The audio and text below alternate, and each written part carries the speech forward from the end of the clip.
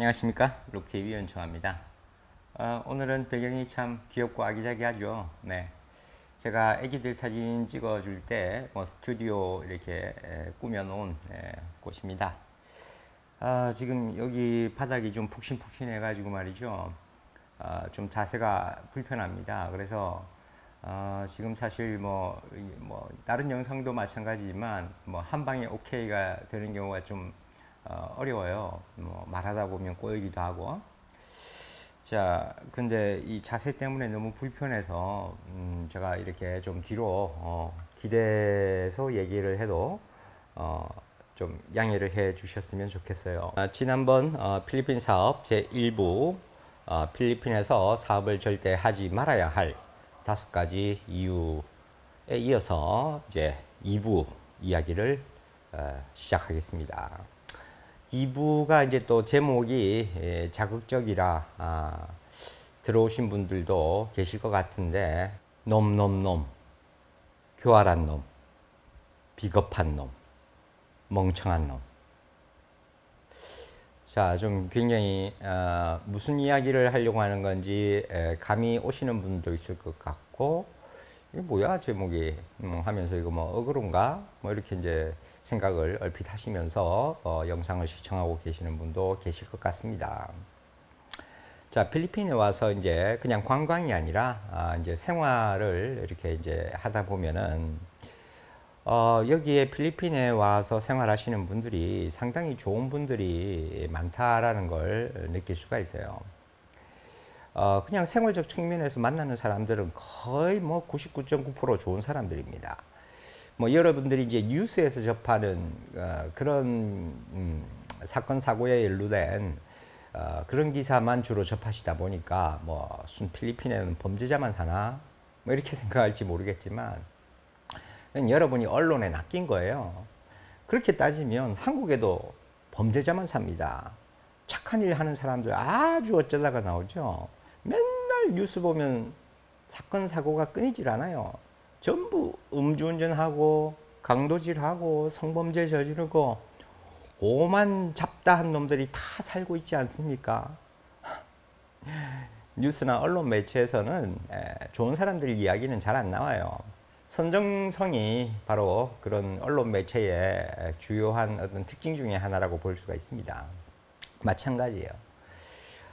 대부분의 필리핀에 거주하시는 분들은 정말 다 사람들이 좋습니다. 네. 자, 그러면 다 그렇게 이제 좋은 사람들인데 왜 제목이 이럴까요? 필리핀에 사는 좋은 사람들 이런 제목이 아니라 교활한 놈, 비겁한 놈, 멍청한 놈입니다. 네. 아유, 이렇게 뒤로 너무 기대해 있어도 불편하네요. 그렇습니다.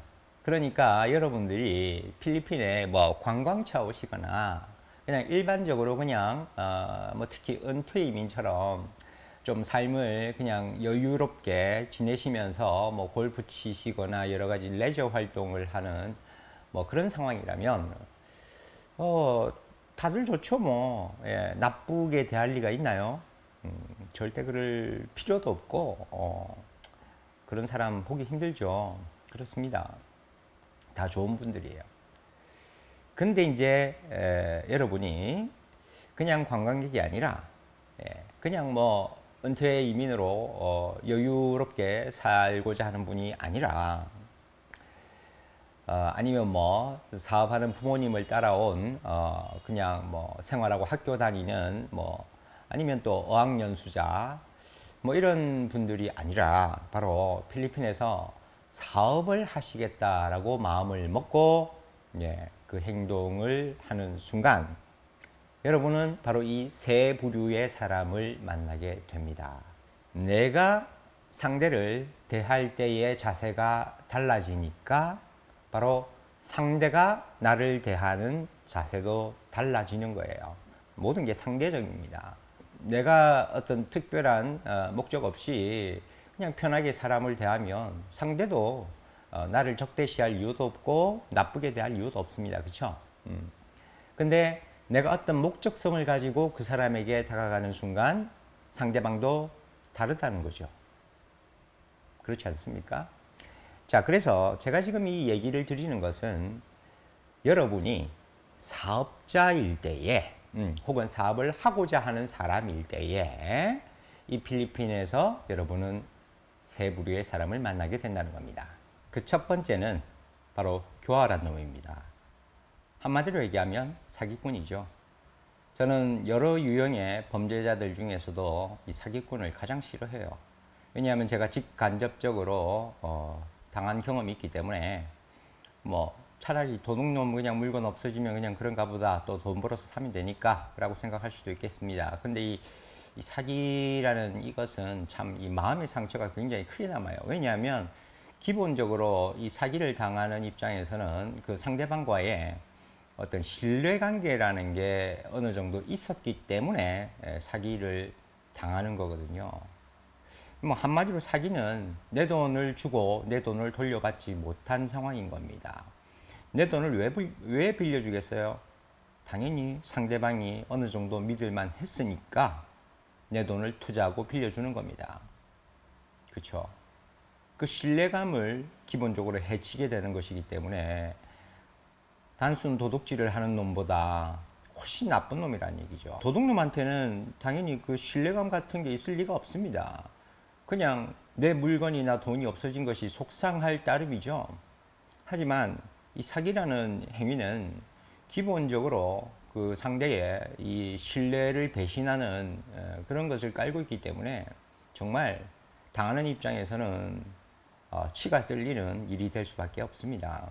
필리핀에서 특히 제가 일부에서 말씀드린 대로 굉장히 사업을 하기가 쉽지 않은 여건입니다.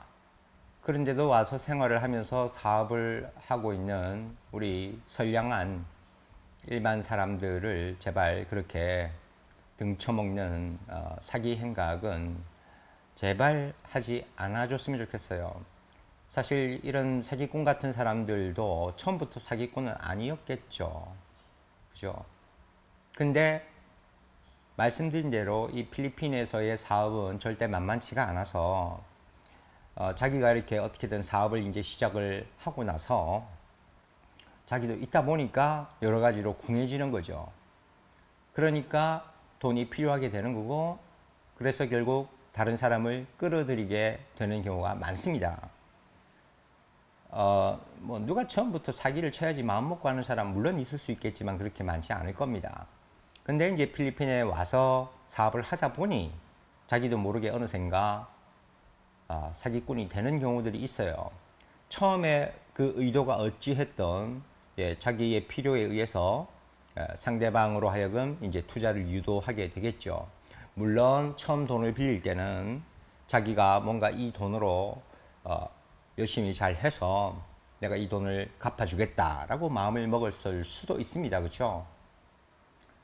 근데 그게 또 마음같이 안 되는 거죠. 자기가 애초에 돈이 궁하게 되었던 상황처럼 어떤 악순환의 고리가 이어지면서 결국 그 돈을 갚을 능력이 없고 다 써버리게 되는 상황이 자기도 모르게 발생이 되었을 수 있습니다. 그렇죠? 그래서 결국은 이 투자한 빌린 돈을 갚을 수가 없게 되면 뭐 사기꾼이 되는 겁니다. 어쩔 수 없이. 그렇죠? 뭐 그렇게 어쩔 수 없이 사기를 치게 된 그런 상황도 있을 수 있죠. 근데 진짜 그런 경우라면 상대방도 알 거예요. 이 사람 나름대로 진짜 열심히 했는데 안 되는구나. 그럴 때는 아마 상대방도 당신을 사기꾼으로 생각하지 않을 겁니다. 정말 어쩔 수 없는 상황이구나 라는 이해라는 걸 해줄 거예요. 그리고 어떻게든 그 돈을 변제하겠다는 어떤 그 당신의 성실한 모습을 볼 겁니다. 우리는 그런 사람을 사기꾼이라고 부르지 않아요. 그렇죠? 근데 우리가 사기꾼이라고 부르는 사람들은 애초에 그 돈을 갚아줄 생각이 없는 사람들이죠. 되게. 그렇죠? 의도를 가지고 돈을 가져간다는 얘기입니다. 그런 점에서 굉장히 큰 차이가 있죠. 그렇죠? 그래서 상대가 바보가 아닌 이상 다 알아요. 그 사람이 정말로 열심히 해서 돈을 갚으려고 했는지 아닌 건지 알 수 있지 않겠습니까? 그렇죠? 네. 그래서 뭐 그런 어쩔 수 없는 딱한 경우라면은 우리도 이해할 수 있습니다. 그럴 때는 마음의 어떤 배신감이 크게 느껴지지 않기 때문에 사기라고 생각하지 않아요. 자, 그런데 이제 많은 사람들이 처음에는 의욕적으로 그렇게 이제 하려고 했을지 모르겠지만은 점차 사람은 또 변하는 부분이 생길 수 있다는 얘기예요. 필리핀 사업 자체도 힘든데 등쳐먹는 일은 절대 없었으면 하고요. 그럼 여러분들이 필리핀에서 사기를 당하지 않기 위해서 그러면 어떻게 해야 될까요? 이제 저의 경험으로 이제 몇 가지 뭐 대책은 아니겠지만 그래도 약간은 이제 우리가 조심을 할 수 있는 그 상황에 대해서 이제 몇 가지 말씀을 드려볼까 합니다. 자, 그러면 어떻게 하면 이 사기꾼을 좀 피할 수 있는가라는 건데 참 쉽지가 않아요. 그렇기 때문에 사기를 당하는 거겠죠. 자, 그 사기꾼이 보이는 어떤 모습의 어떤 부분들을 한번 생각을 해보자 이겁니다. 자, 첫 번째, 이 사기꾼들은 번지르르 해요. 예.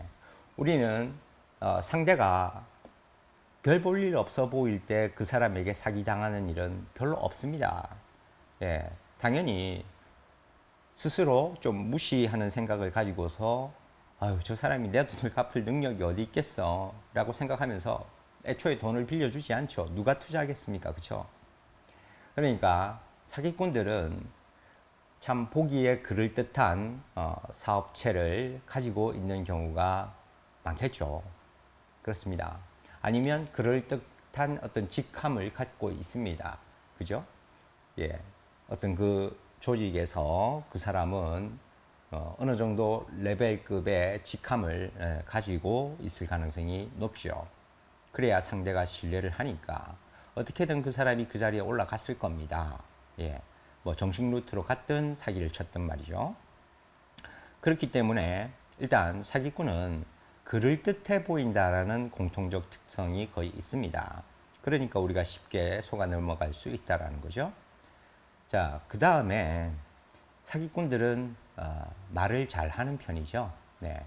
번지르르 합니다. 그래서 다 알아요. 모르는 게 없습니다. 예, 뭐든지 된다 하고 굉장히 긍정적으로 말을 합니다. 그렇죠? 그래야 상대가 호감을 가지고 수긍을 하면서 뭔가 투자를 할 테니까 말입니다. 연습을 하든 안 하든 당연히 사기를 치는 사람들은 말을 잘하게 돼 있어요. 물론 그 부분에 관한 것은 대개 그 사람이 아주 경험이 풍부한 사람일 수 있어요. 아니면 그걸 모르죠. 그렇죠? 그러니까 그 분야의 나름의 일을 해왔던 사람일 가능성이 매우 높습니다. 그러니까 모르는 사람이 듣기에는 굉장히 그럴듯하고 신뢰감이 생길 수밖에 없죠. 그렇죠. 근데 문제는 사기꾼이 아닌 사람들은 그렇게 많이 떠버리지 않습니다. 그냥 자기가 아는 일을 충실히 할 뿐이죠. 그리고 상대가 필요로 하면 그 정보를 제공을 해주겠습니다. 그렇죠? 뭐 물론 사람 성격에 따라서 그걸 뭐 좀 자랑하면서 허풍 떨기를 좋아하는 사람들도 있기 때문에 쭉 얘기를 할 수 있어요. 근데 자기 자랑에서 끝난다는 얘기입니다. 예. 사기를 칠 의도가 없는 사람들은 그냥 자기 자랑을 해요. 예, 뭐 그렇게 하는 사람들은 뭐 우리가 그냥 뭐 아이고 이 사람 귀엽네 라고 생각하면서 그래 하면서 이제 들어줄 수 있어요. 그렇죠? 근데 이제 사기꾼은 자기 자랑에서 끝나지 않는다라는 거예요. 당신도 한번 해볼래? 이게 이야기 속에 항상 숨어 있죠. 내가 이렇게 해서 돈을 벌고 있는데 야 너는 왜 안 해? 너도 한번 해봐. 그렇죠? 이게 이제 바로 함정이 될 수 있는 부분이라는 얘기입니다. 물론 내가 잘 알고 있는 분야라면 같이 이야기를 나누면서 내 스스로 그 일을 하겠다고 마음을 먹겠죠. 그리고 사기 사건에 연루될 가능성도 굉장히 낮아집니다. 근데 문제는 내가 잘 모르는 분야에 대해서 상대방이 막 이렇게 잘 된다고 얘기를 하면 우리는 혹하죠. 이 사람이 막 다 해준대. 뭐 이렇게 필리핀에서 제가 일부에서 말씀드렸던 대로 여러 가지 법적인 문제, 행정적 처리 문제들 뭐 이런 거에 리스크가 분명히 있음에도 불구하고 이 사람들이 다 알아서 해주겠다는 겁니다. 무슨 수로? 무슨 수가 있긴 있어요, 분명히. 그러니까 그 사업을 그 사람이 하고 있겠죠. 그쵸? 그 무슨 수가 또 반드시 있다라는 겁니다. 없지 않아요. 들어보면 다 말이 되는 얘기입니다. 그러니까 혹할 수밖에요. 그렇지 않습니까? 그냥 여러분은 단순하게 은퇴이민으로 아니면 그냥 레저나 즐기려고 필리핀에 좀 오래 머무른 것일 수도 있는데 뭐 이러저러 하다가 알게 된 사람이 그런 혹하는 얘기를 합니다. 그러면 그런 생각하죠. 그래 나는 여기서 놀기만 하고 뭐 딱히 수입이 없으니까 지금이야 뭐 한국에서 그동안 벌은 돈으로 어떻게든 생활을 해 나가겠지만은 뭐 한 3, 4년 지난 후에 야, 이 뭐 계속 여기서 이렇게 지낼 수 있을까라는 약간의 불안감이 생기기도 하면서 그럴 때 뭔가 그럴듯한 사업체나 직함을 갖고 있는 사람이 나타나서 뭐 자기는 잘하고 있다니까 그러면서 당신이 할 수 있다니까 거의 뭐 한 90% 이상의 사람들이 혹하는 마음이 생길 수 있겠죠. 왜 안 그렇겠습니까? 저도 그런 거에 이제 초반에 왔을 때 특히 막 혹한 뭐 그런 마음이 드는 경우가 이제 사실 있기도 했으니까요. 그렇죠. 인지상정이고 뭐 당연한 얘기입니다. 누가 안 그렇겠습니까? 이 상대방이 하는 말 안에 금전적인 투자의 권유가 있나 없나를 여러분이 아주 주의 깊게 생각을 하면서 그 얘기를 들으셔야 해요. 그게 중요합니다. 그래야 사기를 안 당할 가능성이 있어요.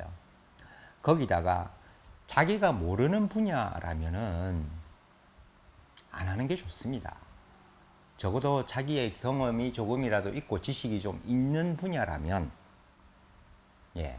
한번 생각해 볼 만은 할 수 있겠죠. 그렇죠? 네. 근데 우리가 되게 사기를 당하는 경우는 제대로 그 분야를 잘 모를 때 사기를 당할 확률이 매우 높습니다. 자, 그러니까 모르는 일은 어지간하면 덤비지 마시라는 말씀을 꼭 드리고 싶어요. 그러니까 이제 필리핀 사업에 대한 생각을 하시는 분은 그 필리핀 사업 자체에 대한 내용과 함께 자기가 가지고 있는 어떤 그 사업의 분야에 대해서 좀 어느 정도의 지식을 충분히 가지고 아니면 한국에서의 기존의 경험을 가지고서 접근을 하시는 게 좋다. 그 다음 또 이 사기꾼의 유형 중에 하나는 자기는 되는데 너는 안 돼 라고 얘기하는 사람입니다. 뭐냐면은 그 일을 할 때에 내가 한번 가볼 수 있겠느냐라고 했을 때 좀 그걸 꺼려 한다는 거죠. 아예 안 된다고는 하지 않을 겁니다. 왜냐하면 상대한테도 이제 보여줘야 하니까 뭐 초반에는 좀 막 이렇게 데려다니면서 같이 그럴듯한 모습들을 이제 보여주겠죠. 근데 세부적인 면에서 내가 함께 참여를 하겠다라고 했을 때에 그 참여도의 깊이에 따라서 꺼리게 되는 경우가 많습니다. 분명히 나도 돈을 투자했고 그러면 내가 그것의 세부적인 내용을 알 권리가 있지요. 근데 그것에 대해서 공개를 꺼려하는 겁니다. 함께 하기를 꺼려하는 거죠. 그것을 해도 차일피일 미루거나 어쩌다가 한 번씩 보여주거나 중간에 어떤 내용들은 구체적이지 않은데 결과만을 가지고서 서류로 던져주거나 근데 그 서류에 우리가 많이 속죠. 그 서류가 어떤 내용이 어떻게 조작되었을지 우리는 알 수가 없습니다. 그쵸? 그러니까 달랑 던져주는 서류 한 장을 믿지 마시라는 얘기입니다. 함께 직접 참여해서 뭔가를 할 수 있는 일이라면 생각해 볼 만 하겠지요. 그러나 상대가 그것을 좀 꺼려 하거나 지연시키는 그러한 모습을 보인다면 의심해 보셔야 한다는 얘기입니다. 그래야 사기를 당하지 않을 확률을 높일 수 있다는 거예요. 그렇죠? 공감하십니까? 이 정도의 정보만 해도 여러분은 이제 필리핀에서 사업을 하겠다고 이제 생각하셨을 때 정말 나에게 선의로 함께 한번 해보자라고 하는 사람인지 아니면 사기꾼인지를 어느 정도 구분해 낼 수 있을 겁니다.